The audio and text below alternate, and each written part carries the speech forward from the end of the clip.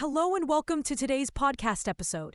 Today, we're going to talk about a topic that might not get the attention it deserves, but is incredibly vital for anyone navigating the often murky waters of financial disputes. When to move beyond standard bank dispute processes and consider legal action. Now, having worked with over 500 professionals in this field, I can tell you firsthand that fraud recovery is as much an art as it is a science. It's about knowing when to pivot, when to take that crucial next step. And that's precisely why we're diving deep today. You see, too many resources out there just skim over when legal recourse should be considered. They tend to stay at the surface, but we're going deeper. It's not just about knowing the law. It's about recognizing those subtle yet powerful signals that your bank's internal mechanisms simply aren't enough. One of the biggest things people don't realize is the way the financial services industry has designed its dispute processes. They systematically favor institutions over consumers. This isn't some conspiracy theory. It's a well-documented business strategy. Let's talk about the intrinsic limitations of these standard bank dispute processes. From my experience, the pattern that emerges is that these internal mechanisms, no matter how they're designed to address customer grievances, often fall short. A prime example is the Wells Fargo cross-selling scandal. Millions of customers were stuck, unable to pursue legal action due to mandatory arbitration clauses. These clauses create what experts call a justice gap, where the most vulnerable consumers have the least access to meaningful dispute resolution.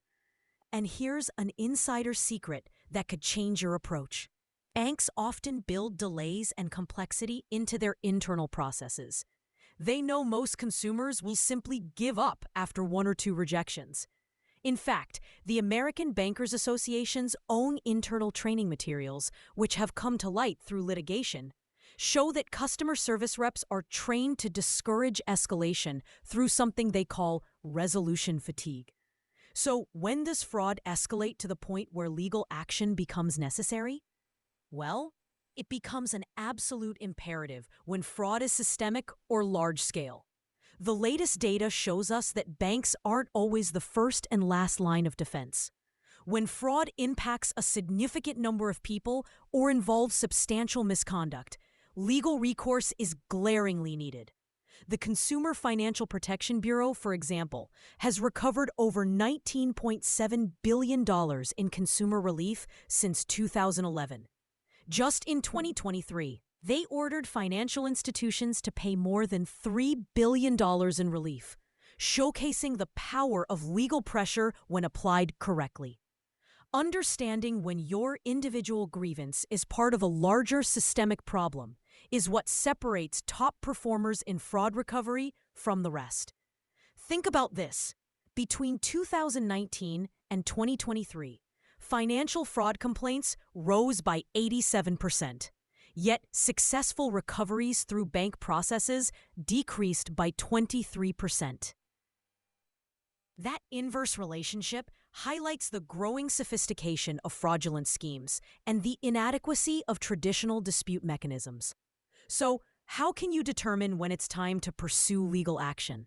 I like to think of it as having your own personal litigation litmus test. Document every interaction with your bank meticulously. If you followed the bank's processes, provided all necessary documentation, and still find the issue unresolved or the resolution unsatisfactory, that's a powerful signal. The American Arbitration Association's data shows a mere 1.8% win rate for consumers in forced arbitration cases against major banks. And sometimes, consumers even have to pay the bank's legal fees. The bank counts on your frustration, leading to abandonment, creating resolution fatigue. When systemic issues come into play, this is where individual complaints merge into a compelling narrative. If you're noticing a pattern of misconduct through news reports, online forums, or talking to others, you're likely dealing with a systemic problem. Consider the double-dipping overdraft fees. This led to the CFPB ordering banks to pay millions back. These aren't mere errors. They're often deliberate practices to maximize revenue. Now, here's something many miss. Banks use sophisticated analytics to track complaint patterns. When they notice emerging issues, they often use containment strategies, offering just enough settlements to quash class actions while continuing these practices. Recognizing this helps in crafting an effective legal strategy. The CFPB complaint database is an excellent resource to identify patterns and build stronger cases. A single issue might be a mistake, but similar complaints point to systemic failure demanding broader action. Navigating mandatory arbitration can be a minefield.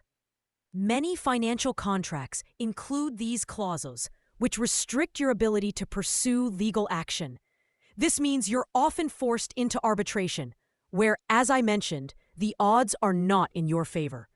It's a frustrating reality, but one that's crucial to acknowledge and navigate wisely. So, as we wrap up today, remember this. Navigating fraud recovery and knowing when to escalate to legal action requires vigilance, a keen eye for patterns, and a willingness to see beyond the initial frustration. Use the tools and insights we've discussed to transform your scattered complaints into compelling legal evidence. Don't let internal processes stall your journey to resolution. Be proactive, stay informed, and always be ready to pivot when necessary. Thank you for joining me today. I hope you found this discussion insightful and empowering. If you have any experiences or questions, feel free to reach out. Until next time, stay informed and take care.